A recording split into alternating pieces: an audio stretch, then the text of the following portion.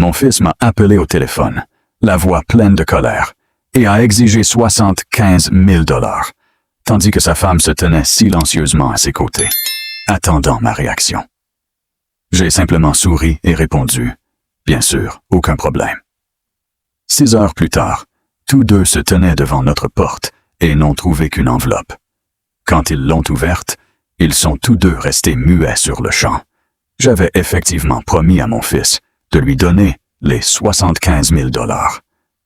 Mais ce qu'il ignorait, c'est que durant ces 6 heures précises, j'avais déjà pris toutes les mesures imaginables pour qu'il ne voie jamais un seul dollar de cette somme. Je m'appelle Gary Halbrook. J'ai 63 ans et j'ai travaillé pendant 3 décennies à Omaha, dans le Nebraska, comme gestionnaire d'immeubles commerciaux. Je m'occupais des équipes d'entretien et des baux commerciaux pour 4 centres commerciaux à la périphérie ouest de la ville. Je suis à la retraite depuis 1 an et demi. Ma femme Sandra prétend que cela signifie surtout que j'ai désormais des opinions bien arrêtées sur la minuterie des arroseurs et encore plus tranchées sur le souffleur de feuilles du voisin. Mais avant que je continue, dites-moi donc de quel coin du monde vous regardez ceci. J'aimerais vraiment le savoir. Sandra et moi sommes ensemble depuis 34 ans. J'avais 29 ans lors de notre mariage. Elle en avait 27. Et ensemble, nous avons bâti une vie sur Fontenay Boulevard dont j'étais fier, jusqu'au jour où notre propre fils a décidé que ma signature était devenue chose facile à s'approprier. Sandra, aujourd'hui âgée de 61 ans, a l'esprit aussi vif qu'un aigle et ne m'a jamais laissé terminer une phrase avec laquelle elle n'était pas d'accord. Pendant 20 ans, elle a dirigé la réception d'un cabinet de pédiatrie et elle repère un mensonge sur un visage plus vite que n'importe quel juriste que j'ai jamais rencontré. Mon meilleur ami, Roy Delaney, me connaît depuis 1987. À l'époque, nous travaillions ensemble sur le quai de chargement d'une entreprise de vente en gros sur L Street. Roy, aujourd'hui âgé de 64 ans, est lui aussi retraité depuis longtemps, mais il continue de m'appeler tous les dimanches matins pour débattre des Huskers, avant même que l'un de nous ait bu son café. En près de 40 ans, il n'a jamais ignoré un seul de mes appels. Cela jouera un rôle plus important dans cette histoire qu'on pourrait le croire au premier abord. Notre fils Bradley, 33 ans, travaille comme conseiller en crédit dans une agence bancaire près de Dodge Street, depuis près de 9 ans déjà, ayant commencé comme simple guichetier. Il y a 6 ans, il a épousé Nicole, et ensemble, ils ont acheté une maison à Elkhorn qui, dès le départ, dépassait leur budget de conseiller en crédit et de technicienne de laboratoire hospitalier. Je ne lui en ai jamais parlé directement. Sandra, en revanche, généralement juste après Thanksgiving, quand le vin la rendait plus franche. Les premiers signes d'alerte étaient discrets, comme souvent. En mars, Bradley a mentionné en passant qu'ils envisageaient de transformer leur sous-sol en location de vacances. Un collègue aurait apparemment gagné 1 400 $ supplémentaires par mois de cette façon. J'ai fait remarquer que cela semblait beaucoup de démarches administratives pour peu de profit, ce qui l'a fait rire. Il m'a trouvé démodé en matière d'argent. En avril, il a demandé si nous pourrions nous porter garant pour un prêt, un projet secondaire dans l'immobilier. J'ai dit que j'y réfléchirais, mais je n'en ai plus jamais entendu parler, ce qui aurait dû m'alerter. En mai, Nicole a cessé de venir aux repas dominicaux en famille, toujours avec une excuse liée à ses horaires au laboratoire de l'hôpital. Bradley a maigri. Lors des réunions de famille, il devenait plus taciturne, ce genre de silence où quelqu'un calcule intérieurement plutôt que de parler. Début juin, il a mentionné en passant que la hausse des impôts fonciers à Elkhorn leur posait des difficultés financières. Rien ne m'a échappé. Mais je n'ai rien fait, car c'est mon fils, et on laisse ces enfants se débattre avant de présumer le pire. Le 2 juin, une lettre de la Cornhusker State Bank nous est parvenue, adressée à moi et transférée depuis une boîte postale que nous n'utilisions plus depuis 6 ans. Apparemment, nous figurions encore sur une vieille liste d'adresses jamais mise à jour. Il s'agissait d'un relevé concernant une ligne de crédit hypothécaire. 75 000 $, garanti par notre maison, sur Fontenay Boulevard. Debout dans la cuisine, j'ai lu le numéro de compte 2 fois, car je n'avais jamais demandé une telle ligne de crédit. Jamais de ma vie. Je n'ai pas décroché le téléphone pour appeler Bradley. Je suis plutôt monté dans mon pick-up et j'ai conduit directement jusqu'à l'agence de Dodge Street, celle-là même où travaille mon fils, et j'ai exigé de parler au directeur, pas à lui. Une employée du nom de Carla Whitfield a sorti le dossier. En le lisant, elle s'est visiblement figée. Ce genre de silence qui vous révèle quelque chose avant même qu'un mot ne soit prononcé. Elle m'a demandé d'attendre dans son bureau et est revenue peu après, avec une responsable de la conformité. Le formulaire portait mon nom, mon numéro de sécurité sociale et une signature étonnamment ressemblante, assez proche pour tromper un œil non averti, mais pas assez pour tromper 34 années de paiements hypothécaires effectués ensemble. Le traitement avait eu lieu un jeudi après-midi de fin mai, enregistré sur un terminal resté ouvert pendant un remplacement à l'heure du déjeuner. L'accès appartenait à une collègue de Bradley, qui avait quitté son poste brièvement sans verrouiller son écran. La responsable de la conformité a sorti le journal d'accès sans que j'aie eu à insister. Bradley avait justement remplacé ce poste cet après-midi-là. Noir sur blanc, horodaté. J'étais assis dans ce petit bureau, la climatisation bourdonnant bien trop fort, et j'ai lu cet horodatage 3 fois. Mes mains se sont figées sur les accoudoirs. Carla m'a demandé si tout allait bien, et je lui ai demandé un moment, et je le pensais vraiment, car j'en avais besoin. Le soir même, j'ai appelé Roy. Il a décroché à la 2e sonnerie, comme toujours. « Gary, il est 22h30, a-t-il dit. Quelqu'un est mort? »« Pire, ai-je répondu. Bradley a falsifié ma signature sur une demande de crédit de 75 000 $. Un silence a suivi. Puis, redis-le, plus lentement. Je l'ai répété, mot pour mot. Roy a soufflé lourdement. Gary, a-t-il dit, j'aime beaucoup ce garçon. Je l'ai vu grandir. Je lui ai appris à conduire une manuelle dans ma propre allée. Mais tu ne peux pas laisser passer ça simplement parce que c'est ton fils. Si tu règles ça en silence et que tu pardonnes en silence, il n'apprendra rien, et Sandra finira par perdre sa maison en même temps que toi. Je sais, ai-je répondu.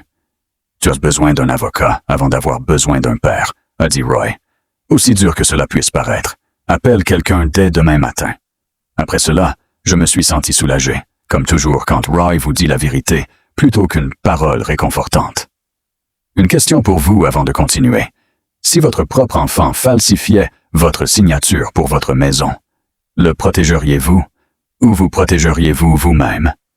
Le lendemain matin, j'ai appelé Denise Calloway, une avocate que Roy avait déjà consultée pour son entreprise. Denise est directe, factuelle et ne gaspille aucun mot en réconfort non mérité.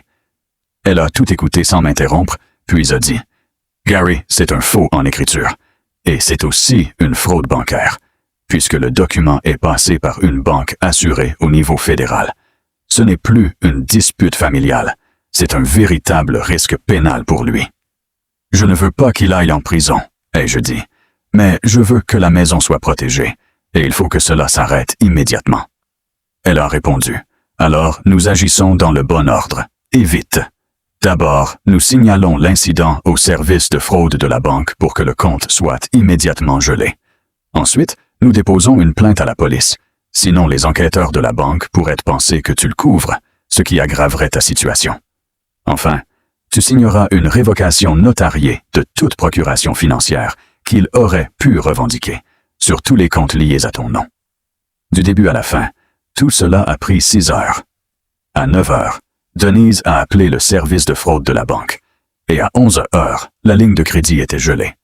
À 13 heures, nous avons déposé plainte au commissariat d'Omaha. L'agent Reyes a recueilli la déposition et noté le journal d'accès, ainsi que l'horodatage comme preuve centrale. À 15 heures, Denise avait rédigé la lettre de révocation et l'avait fait certifier par un notaire. À 16h30, la Cornhusker State Bank avait déjà suspendu Bradley dans le cadre de sa propre enquête interne, totalement indépendamment de notre plainte, plus rapidement qu'aucun de nous ne l'aurait imaginé. À 17 heures, mon téléphone a sonné. Bradley, furieux, exigeait un virement immédiat de 75 000 $. Nicole se tenait juste à côté de lui. Ils étaient en retard sur leur prêt hypothécaire à Elkhorn, et c'était le seul moyen d'éviter la saisie de leur maison. J'ai dit, « Bien sûr, Bradley, je m'en occupe. » Il m'a remercié, et j'ai entendu dans sa voix un poids se lever. Après avoir raccroché, Sandra m'a regardé par-dessus la table de la cuisine. « Tu viens de mentir à notre fils, » a-t-elle dit. « Non, » ai-je répondu. Je lui ai dit que je m'en occupais, et c'est exactement ce que j'ai déjà fait. 6 heures plus tard, vers 23 heures, Bradley et Nicole sont entrés dans notre allée, s'attendant à de l'argent liquide ou au moins à une conversation à ce sujet. Sandra et moi n'étions pas à la maison. Roy était assis sur notre balancelle de véranda, comme si elle lui appartenait, exactement comme je le lui avais demandé. Sur la porte d'entrée était accrochée une enveloppe au nom de Bradley. Roy m'a raconté plus tard que Bradley l'avait ouverte sur place, sous la lumière de la véranda. À l'intérieur, une copie de la plainte déposée à la police, la confirmation du gel de la ligne de crédit et la lettre de révocation de Denise. Nicole lisait par-dessus son épaule. Selon Roy, aucun des deux n'a prononcé un mot pendant près d'1 minute entière. Les mains de Bradley tremblaient si fort que le papier bruissait. Nicole s'est laissée tomber lourdement sur la marche de la véranda, comme si ses jambes ne pouvaient plus la porter. Roy leur a simplement dit « Votre père ne viendra pas ce soir. Il voulait que vous lisiez cela d'abord. » Bradley a ensuite tenté de me joindre 2 fois par téléphone. J'ai laissé les 2 appels sans réponse. Les documents que Denise avait mis en mouvement des heures plus tôt parlaient d'eux-mêmes.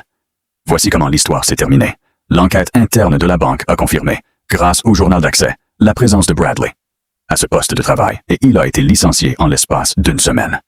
Peu après, il a perdu sa licence de conseiller en crédit auprès du département des banques et des finances du Nebraska, une condamnation pour faux et fraude entraînant automatiquement une interdiction professionnelle.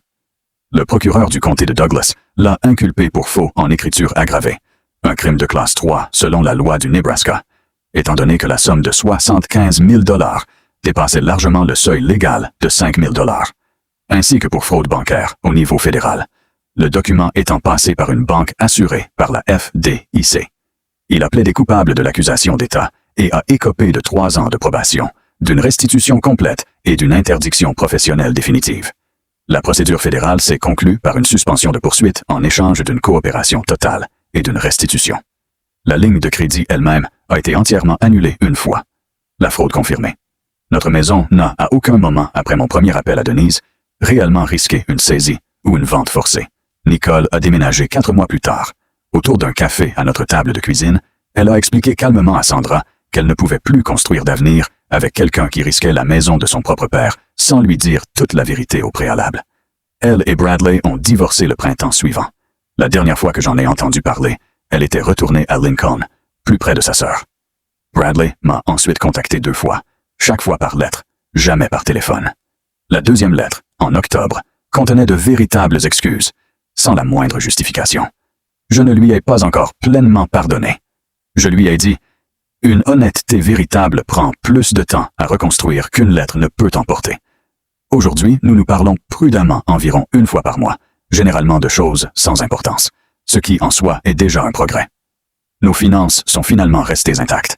Les honoraires de Denise se sont élevés à 11 200 $ que nous avons entièrement payés nous-mêmes. Chaque centime en valait la peine. Sandra dort désormais tranquillement. La plupart du temps, moi aussi. 3 semaines après que tout se fut calmé, Sandra et moi étions à nouveau assis sur la même balancelle de véranda, un mardi soir ordinaire. Elle m'a tendu un verre de thé glacé et a dit « Tu sais, pour quelqu'un qui a pleuré devant Old Yeller, tu as géré tout ça avec beaucoup de sang-froid. » Mais j'ai répondu « J'ai gardé mes larmes pour plus tard. » De l'intérieur, Roy a crié à travers la porte moustiquaire. « J'ai entendu ça, Gary, et j'ai même des preuves vidéo de 1994. » Sandra a ri, agitant la main vers la porte comme pour le chasser à l'intérieur. Puis s'est tournée vers moi avec ce regard qui annonce toujours que sa prochaine phrase clôturerait la conversation. « Au moins, a-t-elle dit, nous savons maintenant que la minuterie des arroseurs n'est pas la seule chose que tu sais réparer ici. » Je n'ai rien trouvé à répondre à cela. La lumière de la véranda bourdonnait doucement, comme elle l'avait toujours fait. Un chien aboyait au loin, sans raison particulière. Et pour la première fois depuis des semaines, tout ressemblait de nouveau simplement à un mardi ordinaire.